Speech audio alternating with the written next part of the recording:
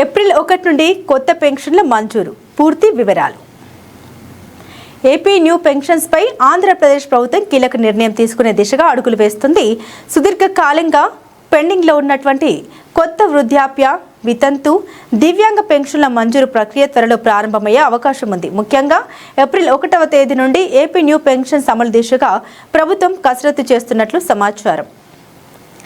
AP news pensions పై ప్రభుత్వం focus. 2024లో అధికారంలోకి వచ్చిన కూటమి ప్రభుత్వం ఇప్పటి వరకు ఒక్క పెన్షన్ కూడా తొలగించలేదని మంత్రి కొండపల్లి శ్రీనివాస్ వెల్లడించారు. అర్హులైన ప్రతి ఒక్కరికి కూడా సామాజిక భద్రతా పెన్షన్లు అందించడమే లక్ష్యమని స్పష్టం చేశారు.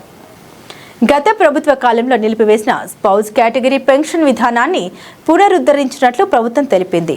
వృద్ధాప్య పెన్షన్ పొందుతున్న భర్త మరణిస్తే తర్వాతి నెల నుండే భార్యకు పెన్షన్ మంజూరు.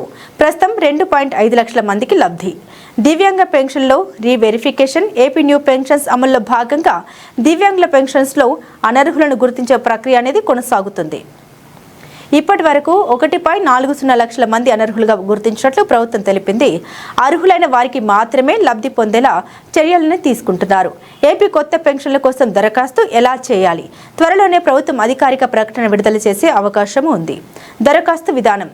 గ్రామ మరియు వార్డు సచివాలయం ద్వారా ప్రభుత్వం ప్రకటించే అధికారిక పోర్టల్ ద్వారా అర్హతలు. గ్రామ వార్డు సచివాలయం ద్వారా ప్రభుత్వం ప్రకటించే అధికారిక పోర్టల్ ద్వారా దివ్యాంగ పెన్షన్, వైద్య ధృవీకరణ. AP new pensions. ఏపీ కొత్త పెన్షన్లు ఎప్పుడు ప్రారంభమవుతాయి? రామ్జీ ఏప్రిల్ 1 నుండి ప్రారంభమయ్యే అవకాశం ఉందని సమాచారం. అధికారిక ప్రకటన కోసం వేచి చూడాలి. ఏపీ కొత్త పెన్షన్ల కోసం ఎక్కడ అప్లై చేయాలి? రామ్జీ గ్రామ సచివాలయం లేదా ప్రభుత్వం సూచించే అధికారిక వెబ్సైట్ ద్వారా అప్లై చేయవచ్చు. ఇప్పటికే అప్లై చేసిన వారు మళ్ళీ అప్లై చేయాలా? రామ్జీ ప్రభుత్వ మార్గదర్శకాలపై ఆధారపడి ఉంటుంది. స్పౌజ్ కేటగిరీ అంటే ఏమిటి?